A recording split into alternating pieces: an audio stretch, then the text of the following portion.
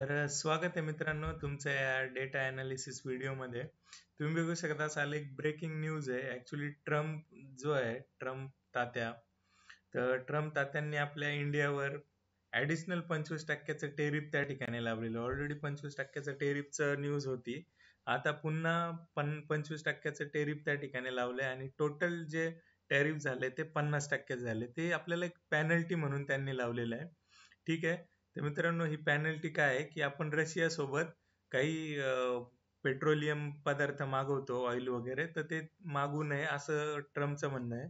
पण आपलं म्हणणं आहे की आम्हाला जर स्वस्तात मिळत असेल, आमची इंडियन इकॉनॉमी चांगली राहू शकत असेल, महागाई कंट्रोलमध्ये राहू शकत असेल, तर ते आम्हाला मागवणं फार इम्पॉर्टंट आहे आणि अशा अर्थाने आपल्याला ते घेणं गरजेचं आहे.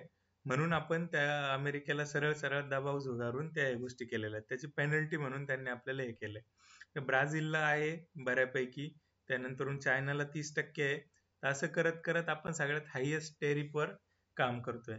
तर आपण जाऊया डेटामध्ये. तर मी तुम्हाला सांगायला काही हरकत नाही. हा जो डेटा आहे ना आपला मित्रांनो, हा डेटा ऑलमोस्ट हे सगळे इंडिकेशन्स आहेत ना, हे ऑलरेडीच देऊन ठेवलेले असतात त्यांना, की कशा पद्धतीने मार्केट राहू शकतं आणि काय एफ आयज करतात, काय रिटेलर करतात. तर रिटेलर पुन्हा एकदा हेवी लॉंग घेऊन गेलेले आहेत. ऑलमोस्ट 7 लाखाचे लॉंग पोझिशन्स आहेत, तिकडे 5 लाखाच्या एफ आयच्या शॉर्ट पोझिशन आहेत. त्या फार हेवी आहेत, तुम्हाला इमॅजिन नाही होणार, या फार हेवी आहेत कम्पेअर टू ज्या 4 लाखाच्या पोझिशन्स ना, त्याच्यात हे खूप हेवी आहे. तसंच इकडे प्रो प्लेअरने सुद्धा एक निगेटिव्ह पोझिशन त्या ठिकाणी बिल्ड केलेलं आहे. पण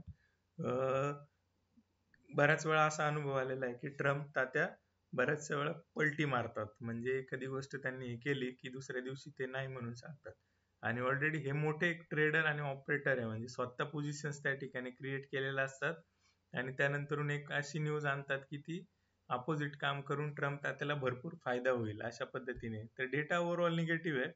तो जर सस्टेन होत असेल तर ती पोझिशन निगेटिव्ह समजावी, अन्यथा पुढचा गेम चालू झालेला असेल तर आपण एकदम लोअर लेवलला शॉर्ट करणं थोडंसं हार्ड होऊन जातं. ते ओव्हरसोल्ड डेटाज आहेत, ऑलरेडी एक्सपायरी जवळ आलेली आहे.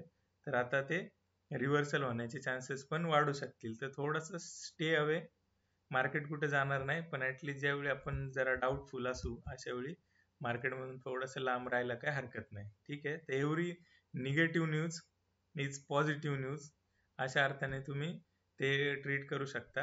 डेटाचे सेंटिमेंट निगेटिव्ह आहे, ओव्हरऑल सेंटिमेंट निगेटिव्ह आहे. तर आजच्या व्हिडिओमध्ये थांबूया इथे. थँक्यू मित्रांनो.